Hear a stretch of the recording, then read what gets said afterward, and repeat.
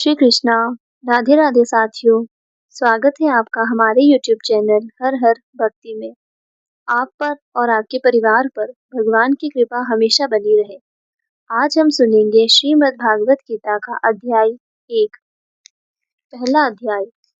धृतराष्ट्र कहने लगा, सुन संजय धीमान, कुरुक्षेत्र की भूमि में क्या कुछ होत सुजान, क्या कुछ होत सुजान, पांडु सुत और सुत मेरे, गए युद्ध के हेतु वीर बुद्धि के प्रेरे, दिव्य चक्षु और श्रोत्र को कर गए वे व्यास प्रदान, धर्म क्षेत्र की भूमि का बेजर करो बखान।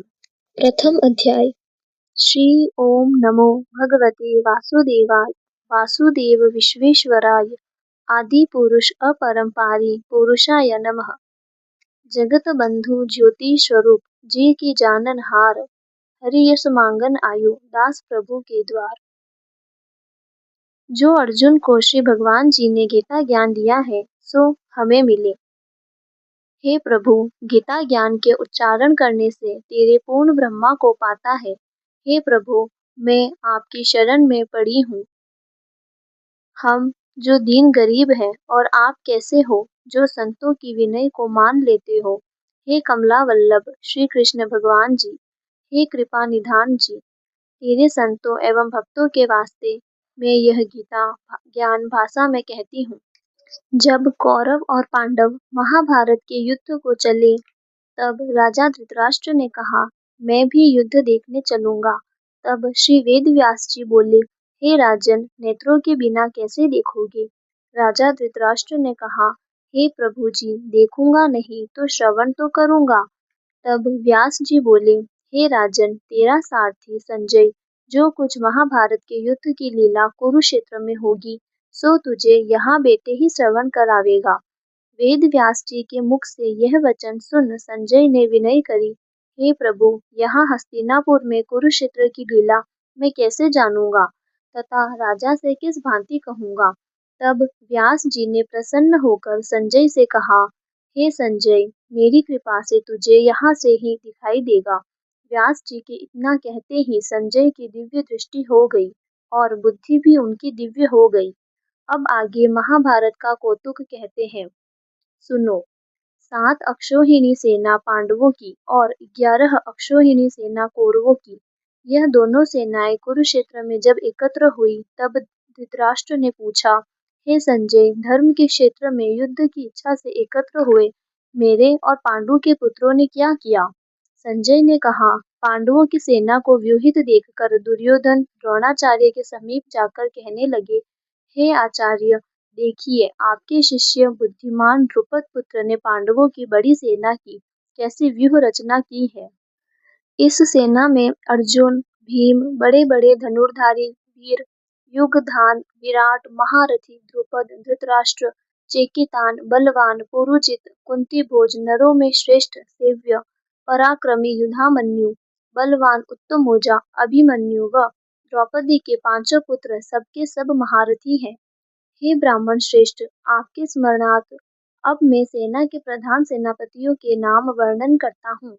आप भीष्म, कर्ण, युद्ध विजयी कृपाचार्य, अश्वत्थामा, विकर्ण, सोमदत्त का पुत्र भूरिश्रवा और बहुत से सूरवीर मेरे लिए प्राण तक देने को तैयार है।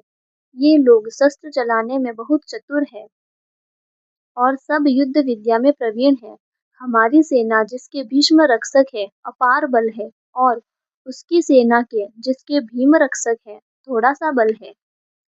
अब आप सब अपने मोर्चों पर सावधान रहकर सेनापति भीष्म की रक्षा कीजिए। कुरु वृद्ध भीष्म पितामह ने दुर्योधन को प्रसन्न करते हुए और ऊंचे स्वर में गरजते हुए शंख बजाया। फिर चारों ओर शंख, नगाड़े, ढोल, गोमुख आदि अनेक बाजे बजने लगे, जिनका बड़ा भयंकर शब्द हुआ। इसके अनंतर सफेद घोड़ों के रथ पर बैठे माधव, श्री कृष्ण और पांडव अर्जुन ने भी दिव्य शंखों को बजाया।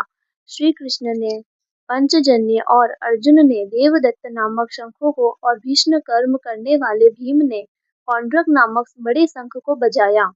कुंती पुत्र धर्मराज युधिष्ठिर ने अनंत विजय, नकुल ने सुघोष, सहदेव ने मणि पुष्पक तथा महान धनुर्धर काशीराज शिखंडी धृष्टद्युम्न, विराट अपराजित सात्यकी, राजा द्रुपद और द्रौपदी के 5 पुत्र तथा महाबाहु अभिमन्यु, इन सभी वीरों ने अपने अपने शंखों को बजाया।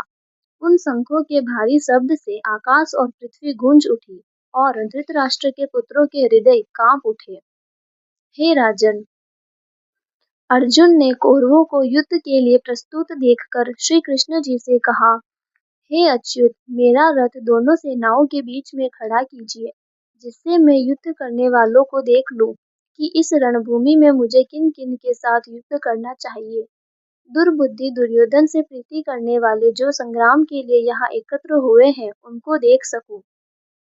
संजय कहने लगे, हे राजन, अर्जुन की बात सुनकर श्री कृष्ण ने भीष्म, द्रोण आदि वीरों के सामने उत्तम रथ को खड़ा करके कहा, हे वीर, संग्राम के लिए उद्यत इन कौरवों को देख लो।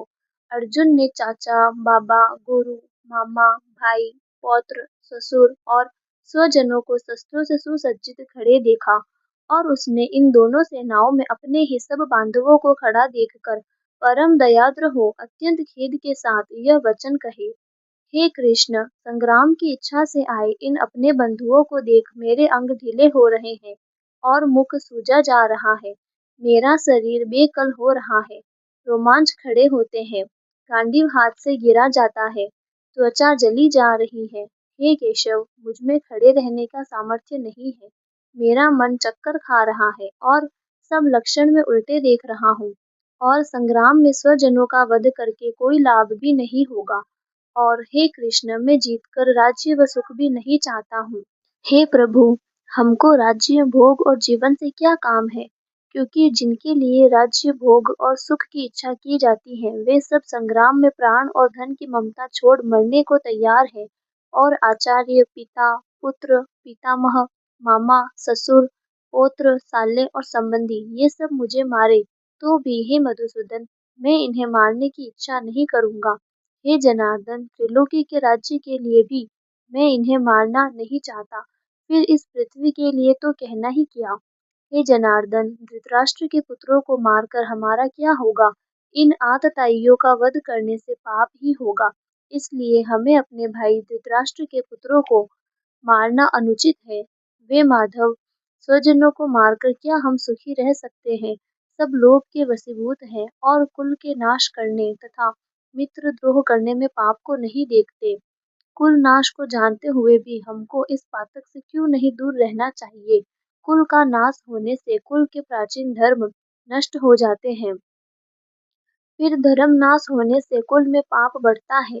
हे श्री कृष्ण, पाप से कुल की स्त्रियां व्याभिचारिणी हो जाती हैं, जिनसे वर्ण संकर संतान उत्पन्न होती है।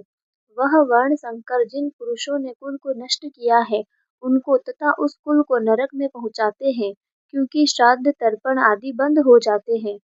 वर्ण संकर बनाने वाले दोषों से कुल ध्वंसकों की जाति धर्म और कुल धर्म निरंतर नाश हो जाते हैं। हे जनार्दन, मैंने बराबर सुना है कि कुल धर्म नष्ट होने से निश्चय नरकवास करना होता है। हाय, हम बड़ा पातक करने को तैयार है, जो राज्य सुख के लाभ से अपने स्वजनों को ही मारने की कोशिश कर रहे हैं।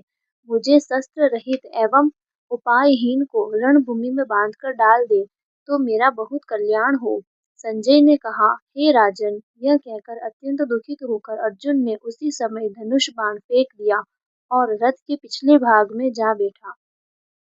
तो ये था प्रथम अध्याय। अगर आपको हमारा ये वीडियो अच्छा लगा हो तो हमारे इस वीडियो को लाइक कीजिए और हमारे YouTube चैनल हर हर भक्ति को सब्सक्राइब कीजिए, ताकि आपको ऐसे ही और वीडियोस सुनने को मिल सके।